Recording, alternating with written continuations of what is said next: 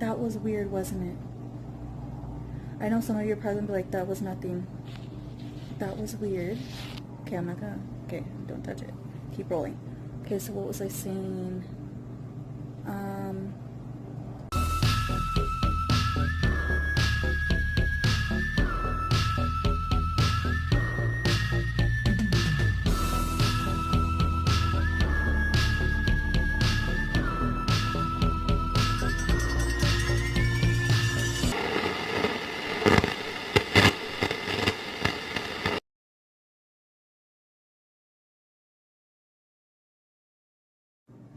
Hello everyone, it's me, Vamp B, and if you've never heard of me before, I am an artist, I'm a foodie, and I'm a lover of all things spooky. So basically anything I post is gonna be geared towards that. I wanted to do a retelling of the earliest paranormal stories I've got. I don't have a way with words, and if you've seen my other videos, you know I say that a lot. So this time around, I'm going to be using AI visuals to help set the mood, set the scene.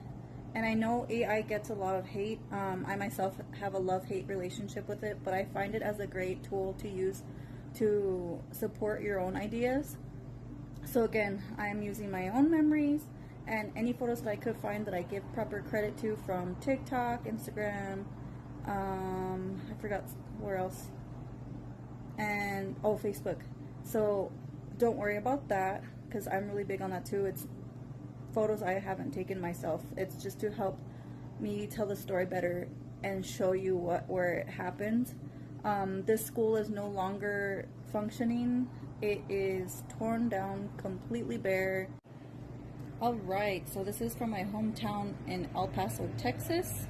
Roberts Elementary School, not to be confused with the horrible incident that happened at another school named the same way. But the three stories I'll be talking about are going to be from this time frame, pre-K years. So I was like, I think I started earlier than expected because of like my whole birthday thing. I was like, I think 3 or 4, so we'll just start from there.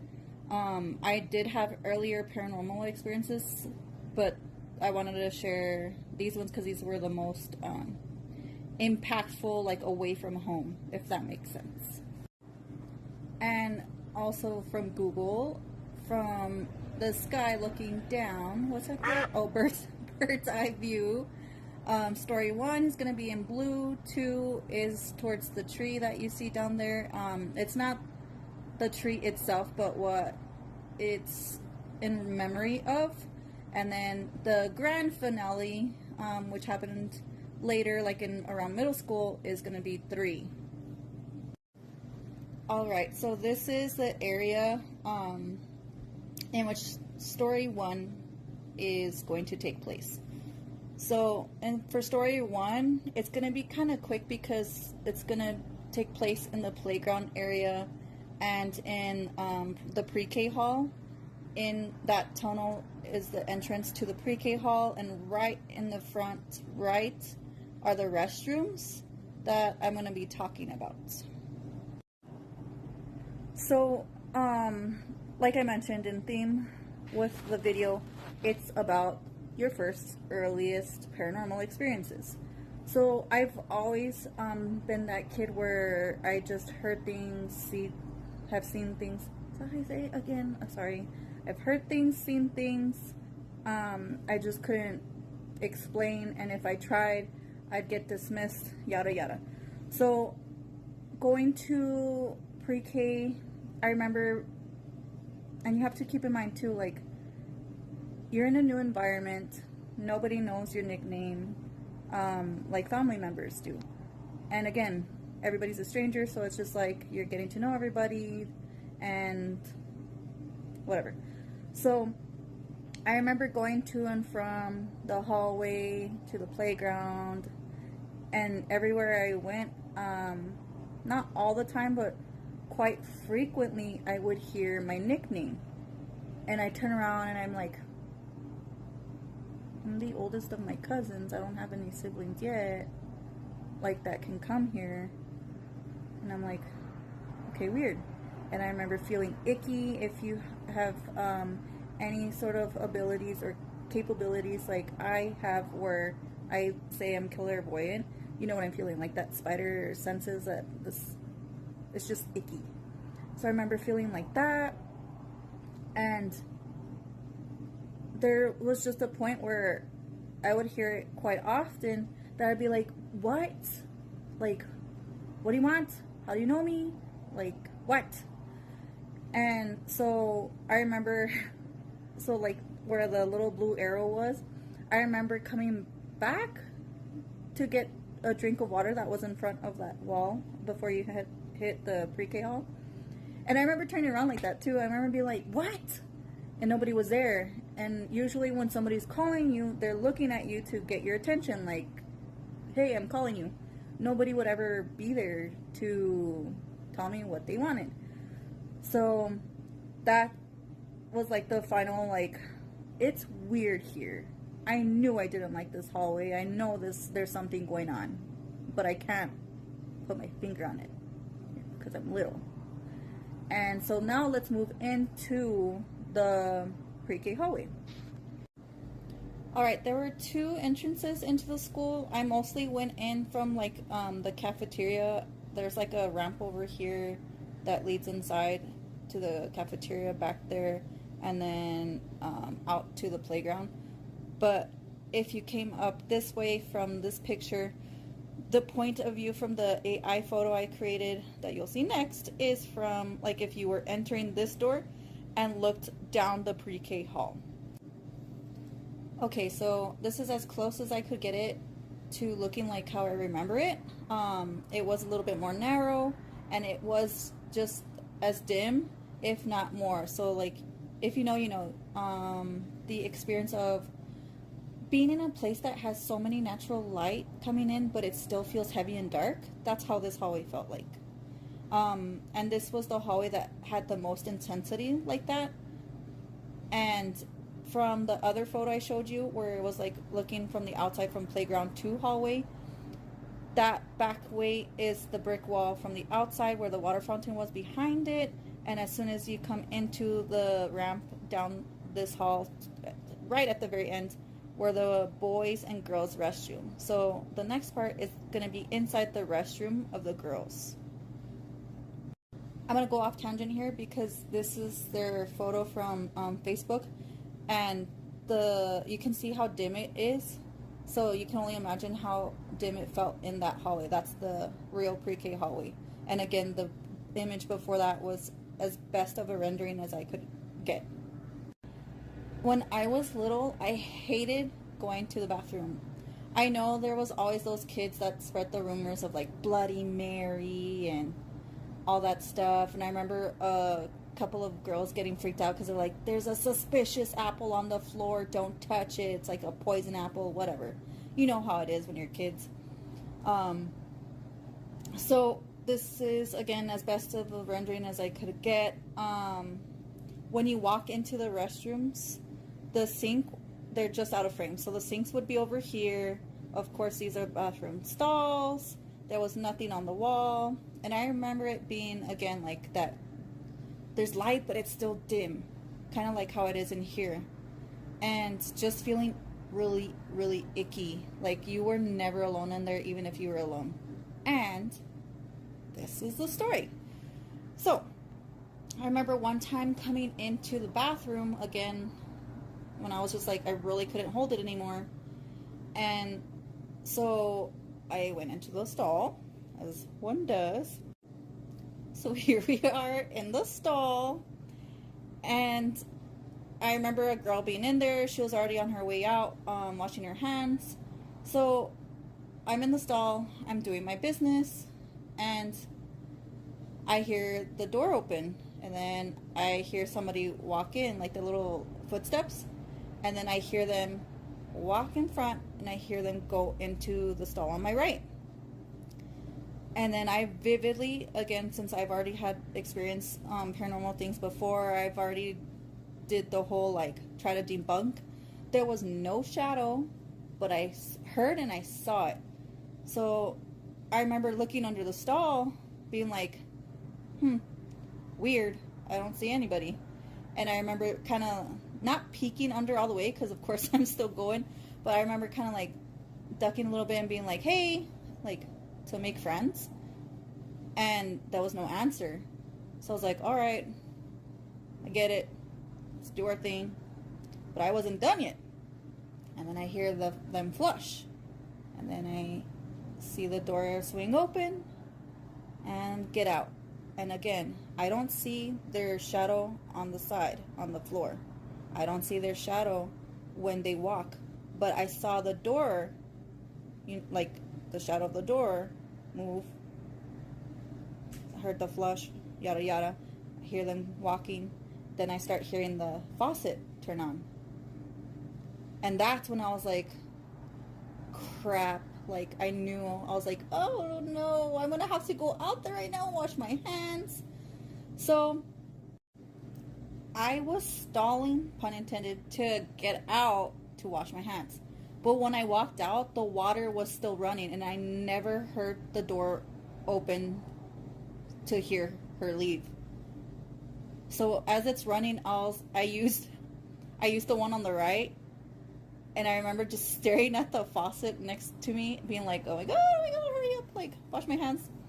And then I left. I don't think I turned it off or anything, but I remember staring at it like, who the hell, like, what the hell? And I remember just being like, yep, it's here too. And just it confirming why I don't like using the restroom, or didn't like using the restroom in that hallway. I would go anywhere else, but I would try to not go there. So that was the story for the hallway. I know the first part was quick, but because, like, that area, going to school, hated it. Now for story 2, which is the tree that's out of sight. Let me show you. This story is, there's like a little bit of parts to it. So when I was in elementary school, I was told that a kid died there. So I thought there was a kid buried there. But in reality, it's a memory plaque. It's super faded. You can't really tell the name. I think there was like a John or John. I could be wrong. My memory is like whatever. But growing up, I would still hear that same story of like that somebody died there. He fell in a hole, of like a dirt hole, and got buried alive. And it wasn't until like maybe a year or two ago, I have a coworker who was like, yeah, that was like that happened during my time there. And she was like, it happened in a freak accident where I don't know what or why, but the coaches had them digging a huge hole in the dirt, and the dirt wasn't very stable, and they dug so far deep that him and his buddy got caved in on, but his buddy made it out and he didn't. So by the time that he got help and they came, he was gone. But I have no idea where it happened.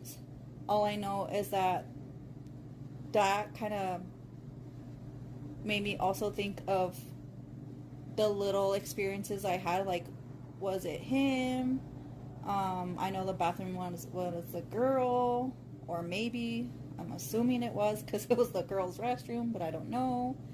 And it's a side note, but there was one time when I would walk, there's a gate to go into the school playground area, pre-K area, that way. I remember looking up because I thought I heard a kid's voice on the roof. It could be like, again, nonsense because of like the way the reverberations of the echoes from the playground can be. But I remember it being like loud as day, to where I was like, what are you doing up there, kind of thing. But that's going off tangent a little bit. But again, it still plays into the part of like this pre-K area. Like, it was just eerie AF. All right, time for my favorite story to tell, because it was like probably the loudest disembodied voice ever. So,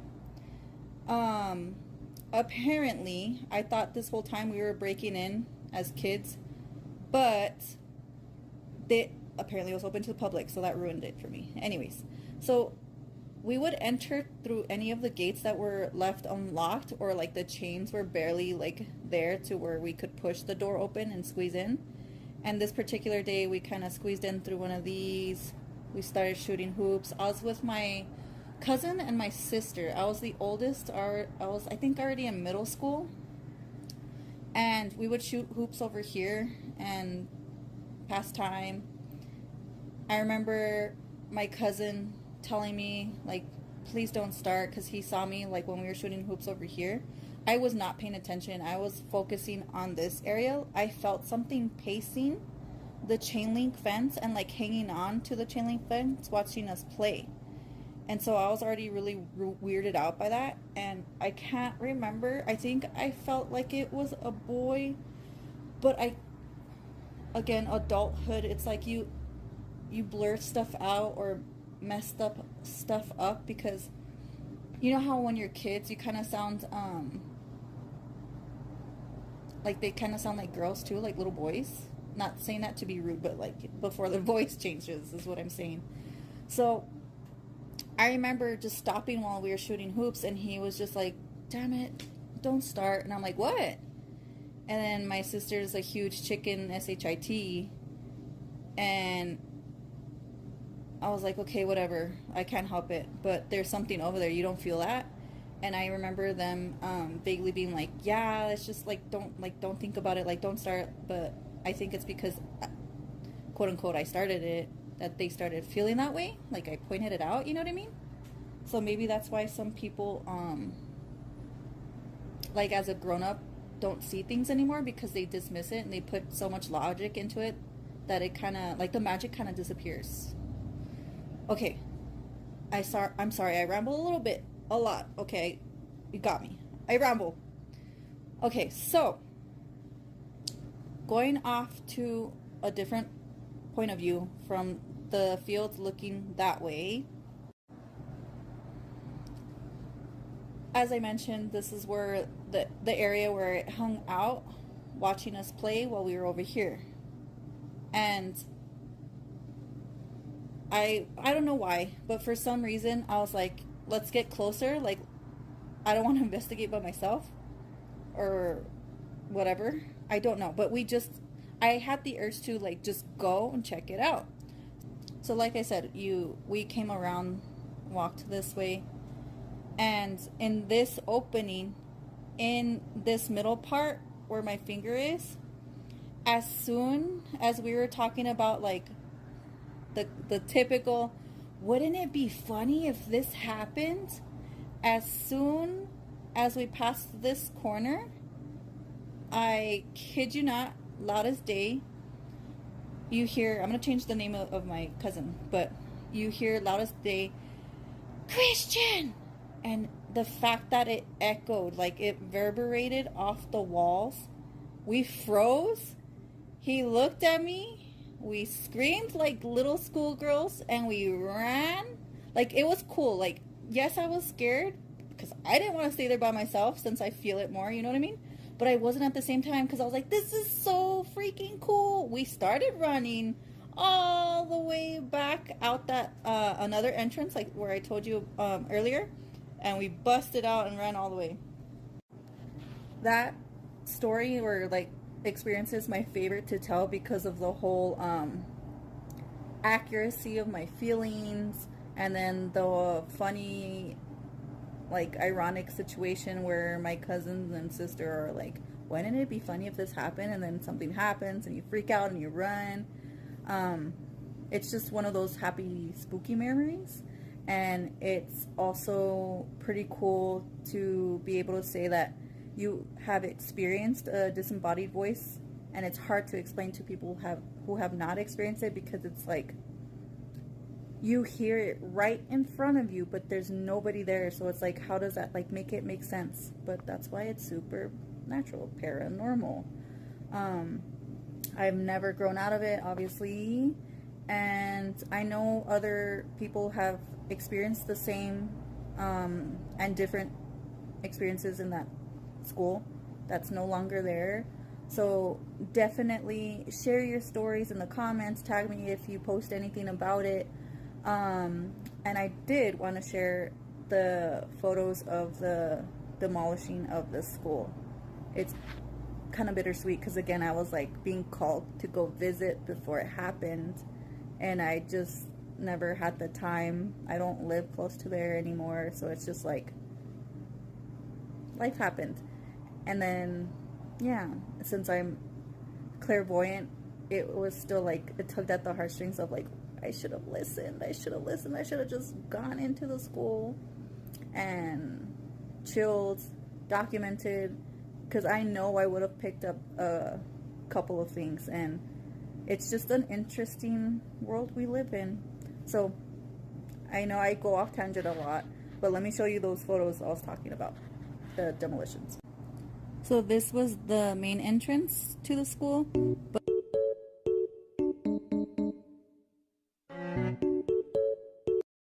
but what I told you earlier of the other area I would go into is, so here's that ramp I would walk up and go into. The squish area is the cafeteria, but if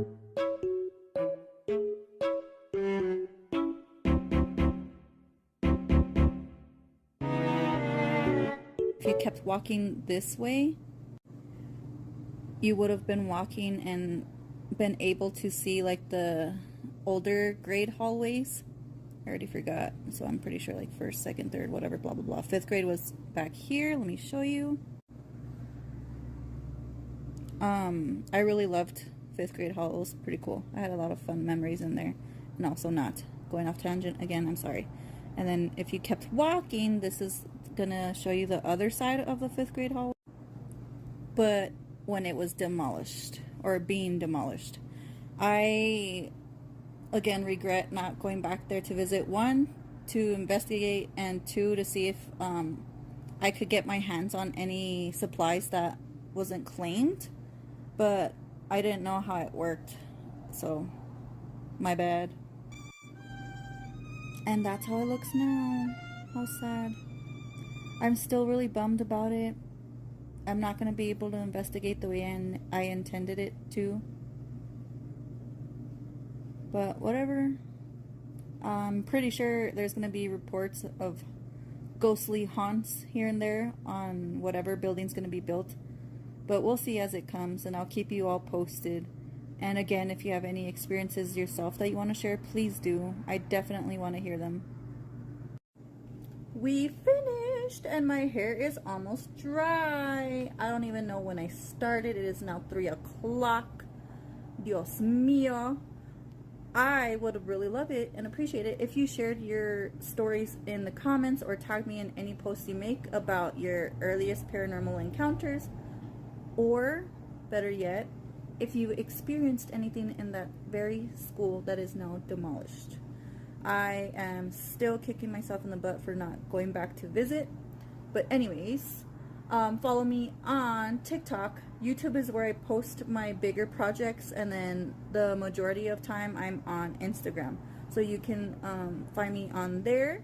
If you have any requests for upcoming makeup looks, little bite of history, and stuff like that. Thank you for staying along, and I appreciate any and all of the support you give me. I really do. So, bye. Make good choices. Be good people. I don't want to see your name on FitFam. Thank you.